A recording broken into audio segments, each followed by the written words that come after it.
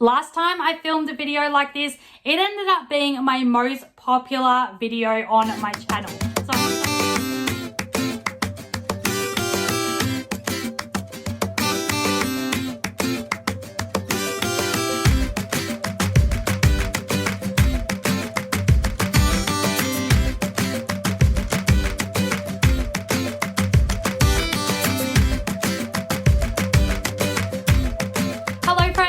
Welcome back to my kitchen. If you're new here, my name is Katrina, aka Mumma Cat, and I have a super exciting video to share with you all this week. Last time I filmed a video like this, it ended up being my most popular video on my channel. So I'm so excited to be sharing another extreme budget grocery haul challenge with you all this week. Today's grocery haul is also a collab with my friend Nikki over on Frugal Aussie Adventures. If you guys are not familiar with her channel, she shares a whole bunch of these extreme budget grocery haul challenge videos. She also has a bunch of different frugal and budget friendly videos to share over on her channel. So once you are done watching my grocery haul today, she also has a really tight budget grocery haul video waiting for you over on her channel as well. So be sure to check that out too. I will leave the links to her channel and video in the description box down below, so it's super easy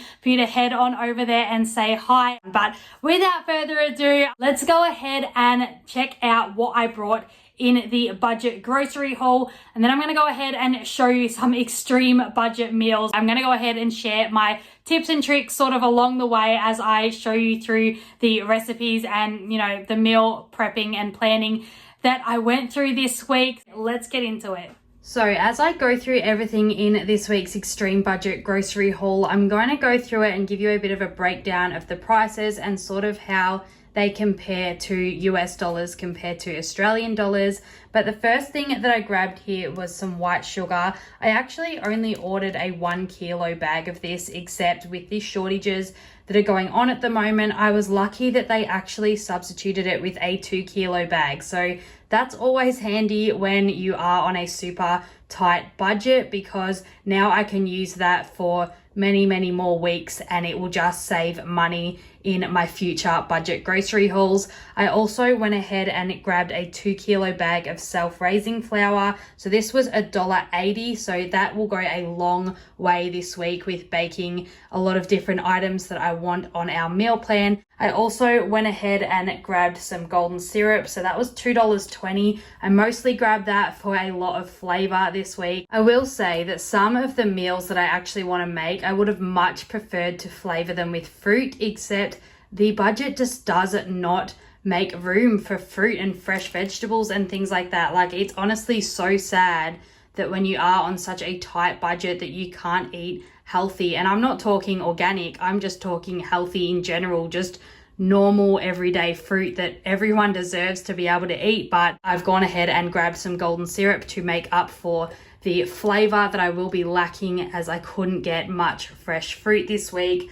I also went ahead and grabbed a bag of these rolled oats. I think that's a 700 gram bag or 750 gram bag of rolled oats there, and that was $1.40. That's also going to go a long way this week when it comes to baking. The next thing that I grabbed this week was 2 packets of the chicken flavored noodle soup. These were 45 cents each, so that was 90 cents for the 2 of those. And then to change up flavor a little bit, I went ahead and got a condensed tomato soup as well, and that was 80 cents for the tin. The next thing that I grabbed was a dozen free-range eggs. These were probably the most expensive item that I had to buy in Australia. Our eggs just aren't as cheap as they are in the US, so I paid $4.10 for this dozen eggs here. They are free range, which I think only worked out about 30 cents more than if I was to get caged eggs. So it was worth it in this case for me to pay the extra 30 cents. They were still super expensive either way. The next thing I grabbed in this week's budget grocery haul was some minced garlic. Last time I did one of these videos, I used parmesan and an onion and some capsicum to flavor things up, but there just wasn't enough room in this week's budget for that. So I thought I'd grab some garlic, and that is going to go a long way in bringing flavor to the meals this week. This jar here was only $1.25, so super cheap, and I've actually brought this one before and it tastes just as good as any other minced garlic. A lot of the time when you buy Woolworths brand items, it is the exact same filling that is in the higher brand items, but it just has a different label on it. So it's definitely worth trying out the Woolworths brand just to see if there really is too much of a difference, because you could save yourself a ton of money. I've also gone ahead and grabbed some olive oil here. This was $3 for this bottle, and it is going to be plenty for this week's meals, and it will definitely last for some future weeks. So of course, as much as this grocery haul was a little more expensive than I wanted it to be, I have grabbed quite a few staples. Next thing that I grabbed was some table spread. This is a 500 gram tub, and this was only $1.80. This is going to also last quite a while. This won't be all used in the 1 week, but I did find that last time that I did one of these extreme budget grocery haul challenges, that the toast and the bread that I was having in our budget meal plan just was a little dry without it. So I thought I'd grab some in this one and make it fit into the budget. As I said, this was only $1.80, and this is going to go so far with like baking and things for extra snacks this week, and also just to make the bread taste a whole lot better.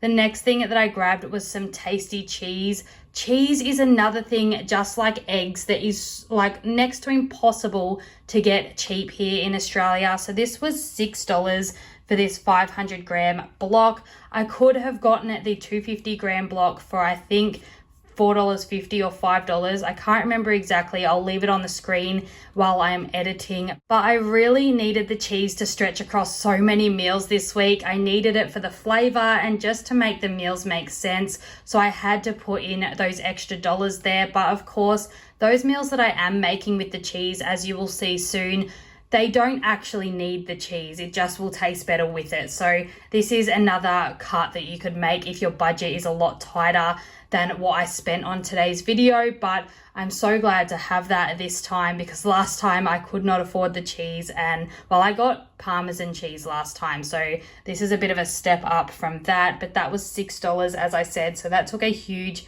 chunk out of the budget grocery haul this week. But the next thing that I grabbed was a 2-liter milk. That was $2.60. So not too bad compared to the usual milk that we get, which is $5.40, I believe. So a huge saving there as well. The next thing that I grabbed for flavor this week is some mushrooms. These are going to bring so much flavor to one of the lunch meals that I'm going to be making up this week. And they were $2.30 for that little bag there. I think I got about 200 grams, and it worked out cheaper to buy them loose than to buy the 200 gram punnet. So I think it was only about 30 cents cheaper, but it was worth it when the budget is so tight. It's just worth looking at the price differences there. The next thing that I grabbed was a 1 kilo packet of these pink lady apples. These were $3.90, another expensive thing. I feel like fruit should not be so expensive. Like, I understand that organic is expensive, but when it comes to just the basic fruit, I feel like people need a break, especially people who are on such a tight budget. I was watching a channel a while ago now. It was such a long time ago. I honestly can't remember who it was. It could have been Christine from over on Frugal Fit Mum, or maybe it was Jen Chapin. I watch both of those channels religiously. Except I remember them telling a story once on one of their videos about them finding a shopping list in the store that someone had dropped on the ground, and it had just a few items on it, and then at the bottom it said apples, and then in brackets it said if I can afford them, like at the end. And I just thought, how heartbreaking is that some people just honestly can't afford apples in their budget. I mean, not everybody actually even wants to eat apples, but everyone deserves to eat apples. So it just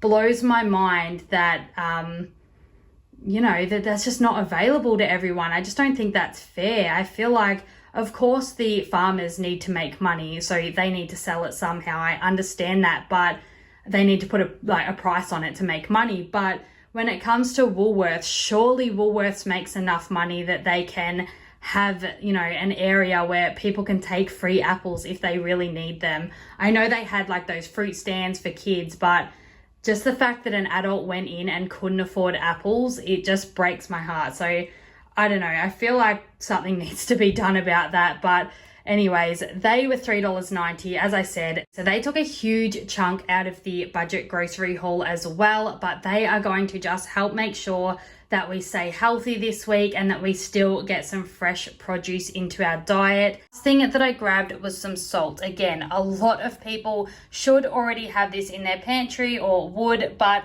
I have gone ahead and grabbed some because I do need it to make up some bread and other recipes this week. So I grabbed that. That was $2. The next thing that I grabbed was 1 tin of refried beans. This is probably something that I could have made up on my own and made it a little bit cheaper in this week's grocery haul, but I did want to buy them this way just for ease of meal planning, just to make my life a little bit easier, and in this case they did fit in the budget.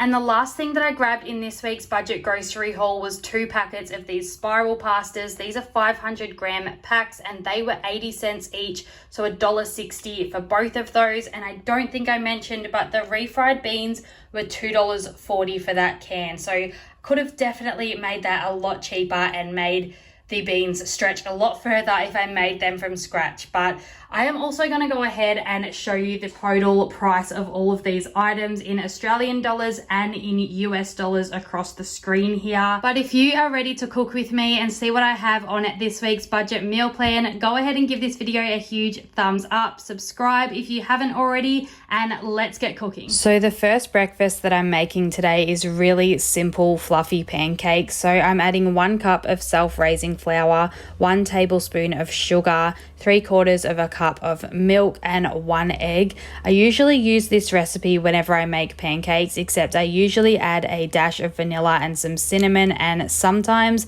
some chocolate chips. So if you have those on hand, I definitely recommend adding those, but it really doesn't make a huge difference with strong flavored toppings like maple syrup or a jam or something. You really can't taste it anyway. But the secret to a thick and fluffy pancake is a thick batter. That's why I'm not a huge fan of the pancake cartons that you shake up and make. They always come out so thin and they rarely look cooked inside. I'll show you once they're done what I'm talking about, but this recipe is just so easy to follow and it takes no time at all to whip up, so it's just worth making them from scratch at home anyway, even if you're not on a budget. But this amount makes about 5 decent sized pancakes, and over the week I ended up making 2 batches of these for breakfast. At the end of the week there were leftover eggs as well and some mushrooms, so I had eggs on toast for a couple of days, and I also had some of these snacks for breakfast as well. So once they were cooked, I just put 2 on a plate, and here is the inside of what they look like. They are seriously so thick and fluffy. They taste so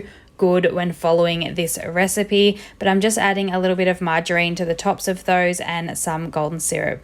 Now I'm going to go ahead and meal prep some snacks for the week. First, I'm going to preheat the oven to 180 degrees fan forced, or I think that's about 400 Fahrenheit. But for snacks this week, I threw together our favorite oatmeal cookies. For these, I added 2/3 of a cup of margarine, 1/2 a cup of sugar. Brown sugar does taste way better in this recipe if you have some of that in your pantry. But then I added 1 cup of self-raising flour and 3 cups of rolled oats.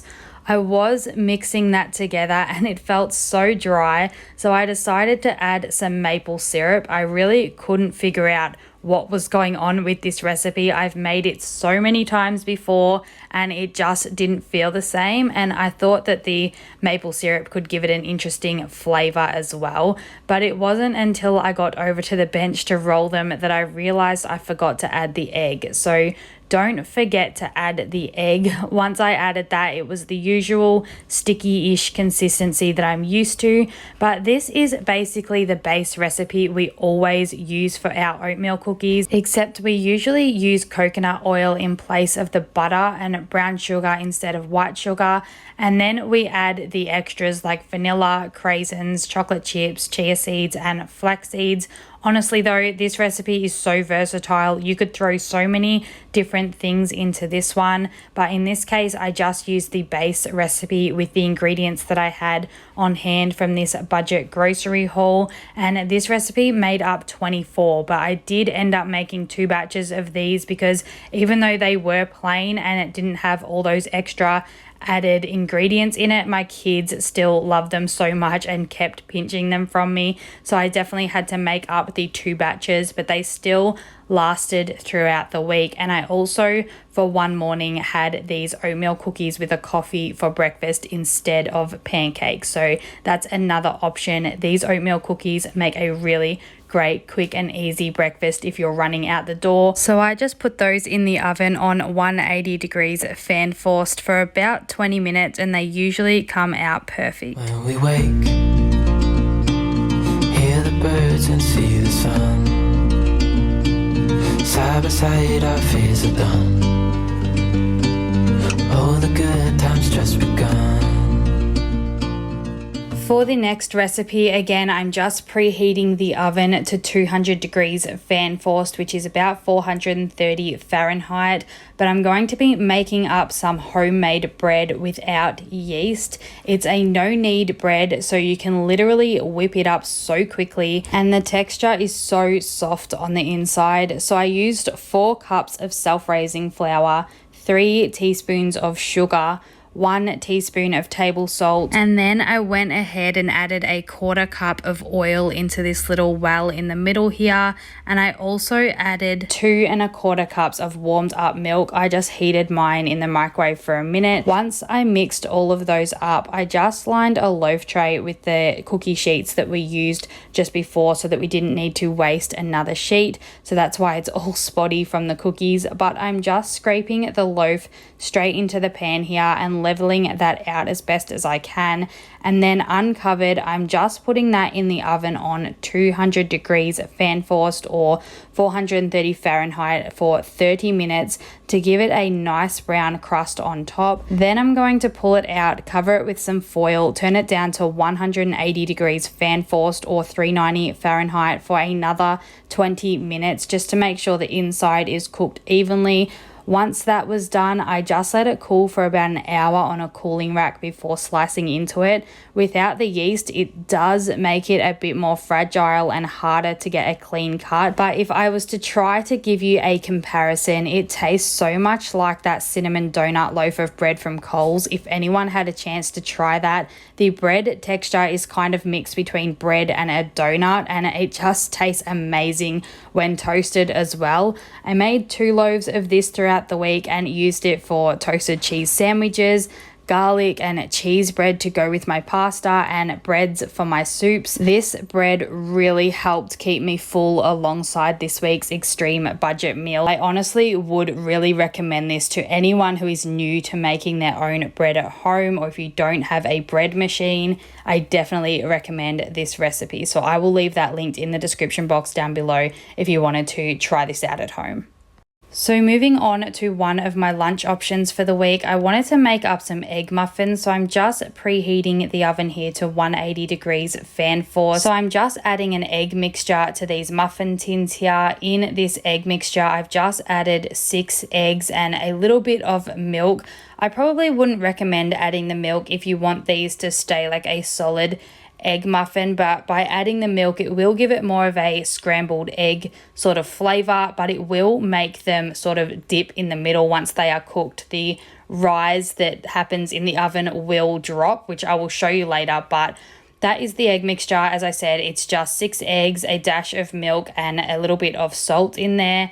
Then for the flavoring, I'm just going ahead and making up some mushroom and cheese flavored egg muffins. I actually shared this recipe in my monthly freezer meal prep video last week, and it was so good that I thought I'd go ahead and make it again in today's extreme budget grocery haul challenge video, because honestly the flavor is almost better than the usual bacon and cheese ones, which I also could have made. It's quite cheap if you go to the deli and get a couple pieces of bacon, singular bacon, rather than buying the full pack, and that would have been plenty to go into this recipe.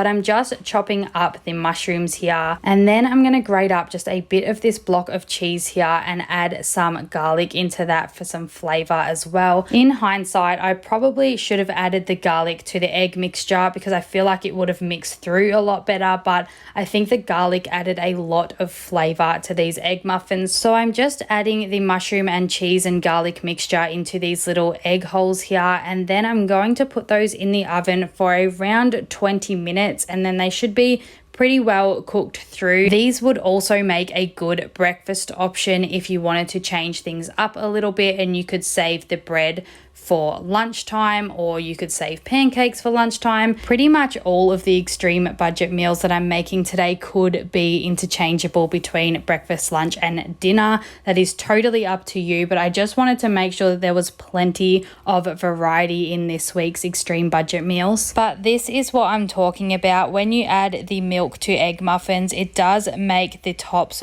dip once they come out of the oven, so just keep that in mind, but they still tasted delicious. The next thing that I made up this week for the first time was pita breads for refried bean quesadillas.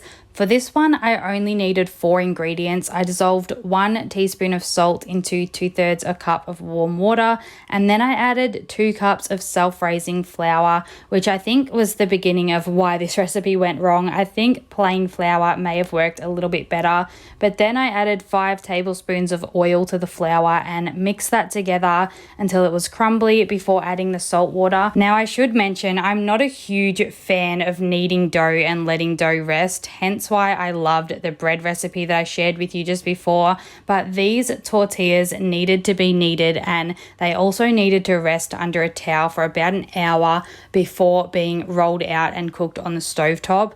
The cooking took time to master. So if it's your first time making tortillas and you have a limited amount of ingredients in the pantry, I probably wouldn't recommend it because the first 2 or 3 were complete failures. The whole thing was just so much harder than I thought it was going to be. So if your budget allows you to, definitely don't cut corners here and buy the tortillas already made up. I think in Australia, the cheapest I have seen them at Woolworths is $2 for a bag of 8. But next time, that will definitely be included in the budget. I think next time I will buy the beans raw and make my own refried beans. I would rather save money there than go through the process of making these tortillas again because it was seriously a nightmare. But they sort of came together in the end as like a thick pita bread. So I ended up slicing them up into little triangles. I added the refried beans on the side, and I just added a little bit of grated cheese on the side of that as well. So it was kind of like an open refried bean quesadilla rather than all put together, but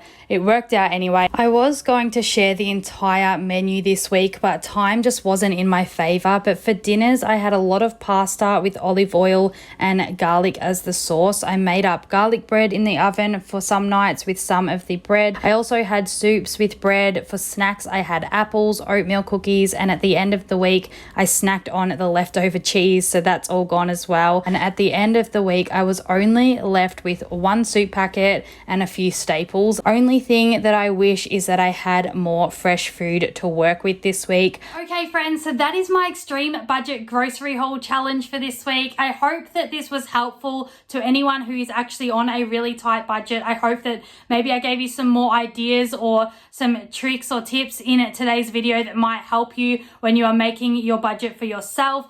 I will leave any links I can find down below, and phone numbers, websites, anything like that, for you to be able to get some assistance that could help out with your budget and just make your food last a little bit longer and give yourself a little bit more variety, hopefully. But with all of that said, thank you so much guys for watching my video today. I appreciate you all being here, showing up, giving my videos thumbs ups, and you know, commenting down below saying hi. I appreciate it all. Don't forget to head on over to Nikki's channel over on Frugal Aussie Adventures. She has a video waiting over there for you as well with more extreme budget meals ideas in her video, so be sure to head on over there and say hi to her. And if you're new here, please consider hitting that subscribe button down below. I would love to see you back here next week, but until then, I hope you all have a really fantastic week, and I'll be back here again really soon with a brand new video. Bye.